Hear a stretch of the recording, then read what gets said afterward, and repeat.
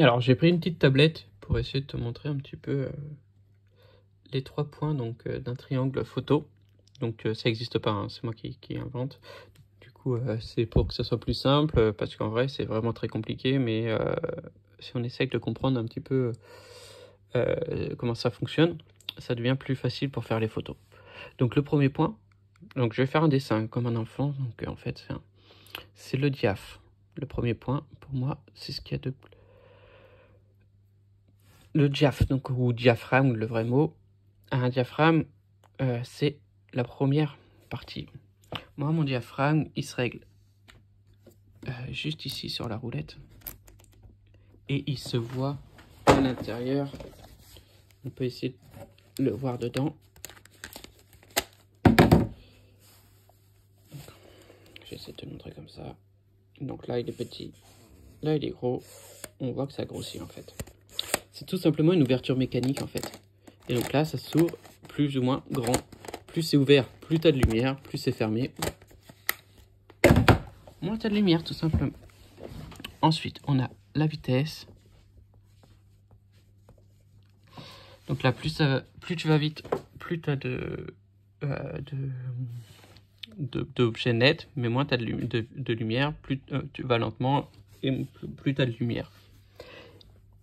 Ici, on a les ISO. Donc ça, il l'a rajouté. C'est un petit peu chiant, du coup, parce que du coup, c'est ce qui permet de fermer le triangle. Les ISO, c'est comme à l'ancienne. Donc sur les pellicules, c'est ce qui va vous donner le grain de la photo, tout simplement. Plus les ISO sont élevés, plus le grain sera fort et moins la photo sera jolie. Idéalement, ça serait de ne pas dépasser, donc pour des photos de tous les jours, 800 ISO.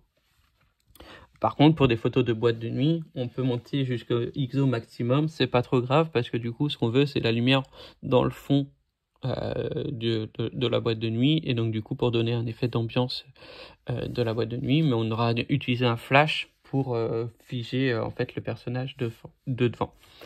Pareil, le diaph, donc là c'est donc pareil, donc ça joue sur la lumière, mais ça joue aussi sur la netteté. Plus le diaph sera petit, donc 3, 5 dans mon cas, juste ici, donc 3, 5, plus l'objet de premier plan sera net.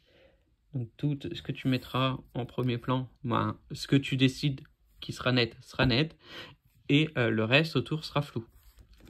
Si tu veux, par exemple, faire un groupe, faut le plus gros possible, le plus gros possible dans la limite de la lumière que tu as, c'est toujours pareil, en ouverture, comme ça tu es sûr que tout sera net. Par contre, il y aura beaucoup moins de lumière, donc du coup monter les ISO ou descendre en vitesse.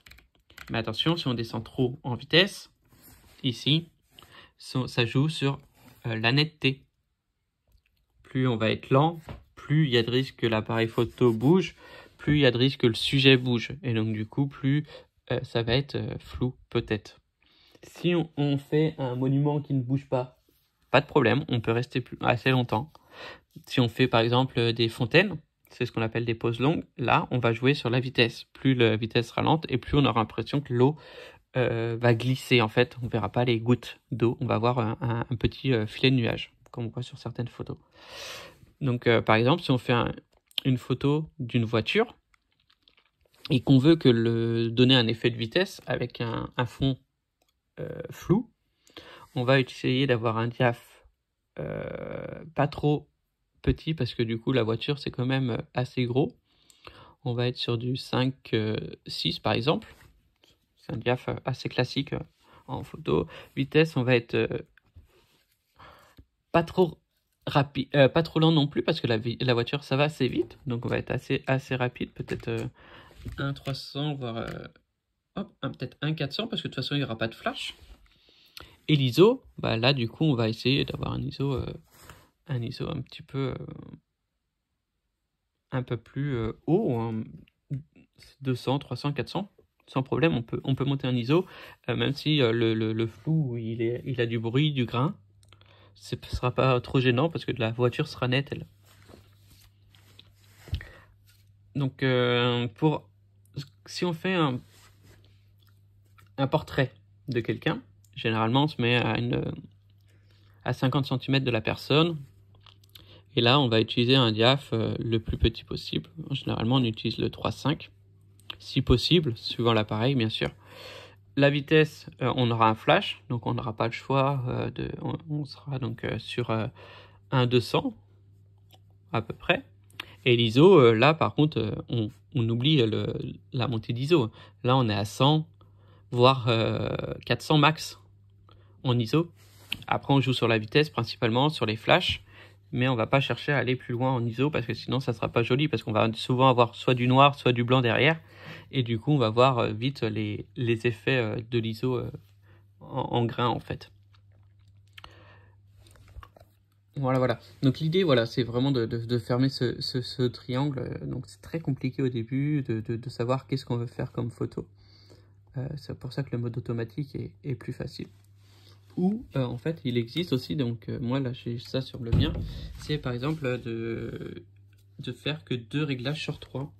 Par exemple là j'ai la possibilité d'avoir le réglage du diaph, le réglage de l'ISO, mais il va régler tout seul la vitesse.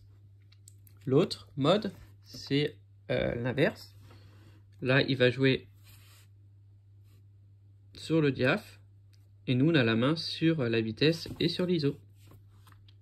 Et je crois qu'il y a une troisième. Ah non, c'est programme auto, donc bon, ça c'est encore autre chose. Mais après, voilà, mode manuel. Donc le mode Bouygues, ça c'est en fait pour faire tout ce qui est effet